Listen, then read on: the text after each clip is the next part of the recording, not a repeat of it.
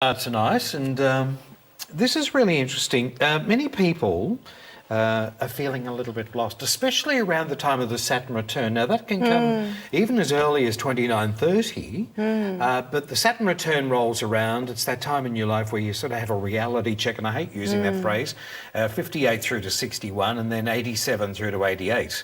But people get to these Saturn return ages and they really start evaluating their lives, and perhaps they feel that in some respects that just doesn't cut it with me anymore. Yes. You don't cut it with me. That job doesn't cut it with me. This existence.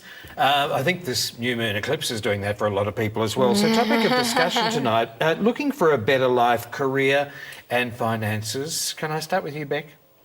How to do it. Yes. How to go about it.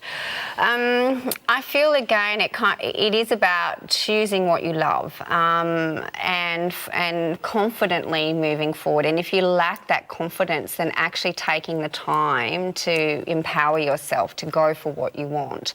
In working with people, as a therapist, doing hypnotherapy with people, it's right there. It's our fear. It's what we think that all these limiting false beliefs we've got about ourselves, it kind of blocks that. So if you just keep confidently moving forward, and sometimes it is about faking it until you make it, and that will feel, and if you're a really authentic person, that can feel a little bit grating, but then again, you're shifting vibration, you're shifting, you're changing, and you've got to actually back yourself, and you have to practice a few things sometimes, and that's not always easy. And I just feel integration, a lot of my clients, it's like they suddenly wake up, they go, oh look, now I've realised what I want to do and I'm going to go over here.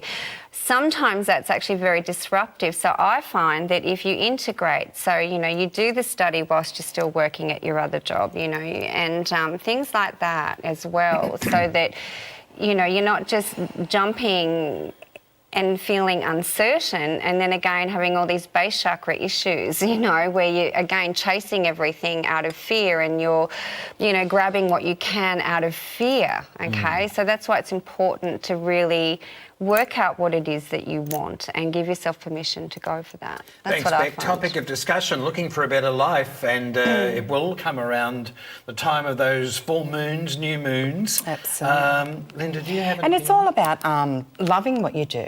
And being passionate with what you do. You can be in a mundane job for so long and not being absolutely happy, and your soul's not singing. So as Beck said, someone said to me many years ago, yes, fake it till you make it. And it was just in a lot of perspectives. I worked at a police station for over 10 years, and I did this of the night time and the weekends, and it sort of overtook what I had done. And it was just till one day my husband said, you need to leave. And it was just like he'd just given me permission, even though I knew I had to, because it wasn't what I was enjoying. Because this life is what my passion is, but that was just paying the bills. Yes. So I had to let go of the mighty dollar and embracing who I was and what I am and what I love to do. So it's not a matter of, yes, the mighty dollar rules us and it's all about control, but it's about loving who you are and what you do and having that passion to move forward. We get to a certain age when we work that 9 to 5 for so long and we think, I'm done. Yes. But what do I do? Yeah. Do what you love and what your heart or your soul desires. Don't do what everybody expects of you. Yes, yes. Kerrie, you're the author of all these books, and there's a lot of channeling going on there. What I really believe is about love. I really believe love is really, really important for everyone to feel love and to be in loving relationships and to have really good friends in your life, because it's so important. I can't tell you how many lonely people I meet in my office, because I've got an office, I sit in there every day.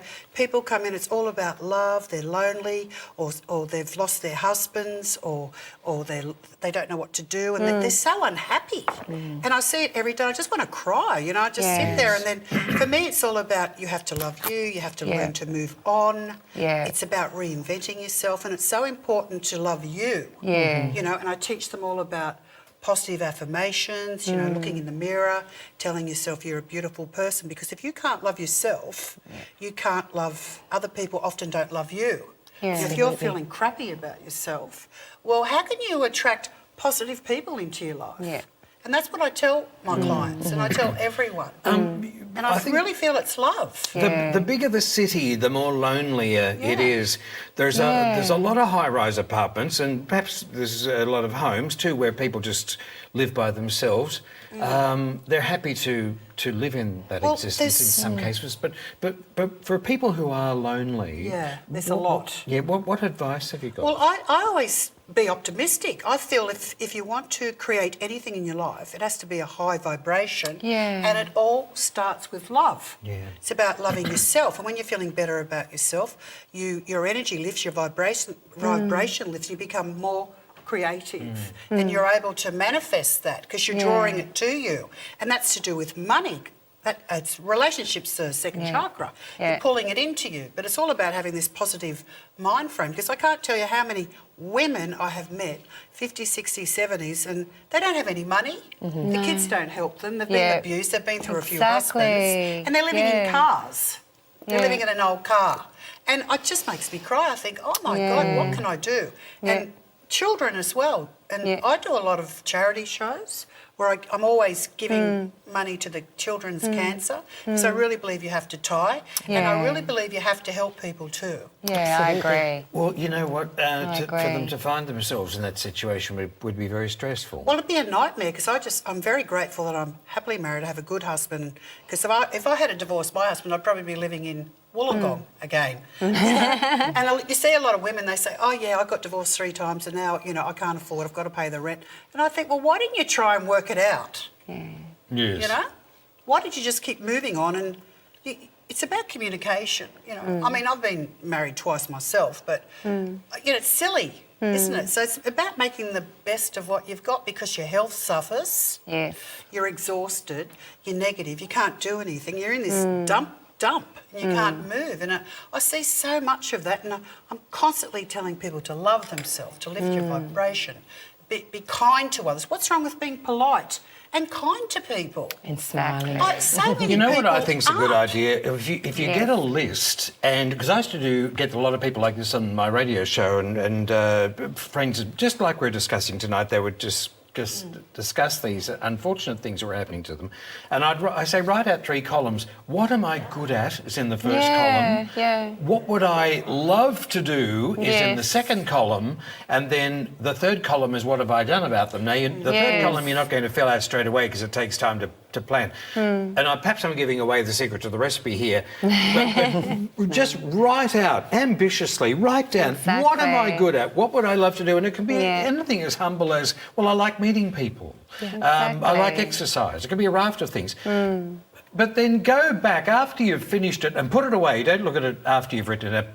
Open it up perhaps in another couple of weeks' time. What did you write in the top 3 examples? And that is that's the first thing, because the first thing you think is the feeling that you have. Absolutely. And it won't happen overnight. No, you really have to work on loving you. Loving you, and then you build up. You feel good, and you feel more energetic, and okay, come on, let's exercise now. And what are you eating? Cut out the drink, cut out the smoking, get healthy.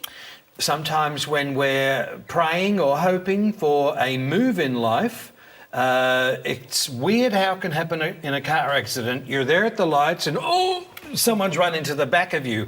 Is that the universe telling you that you need to get a push on? Or the other case is where you're just, could be on the mobile phone, God forbid, and you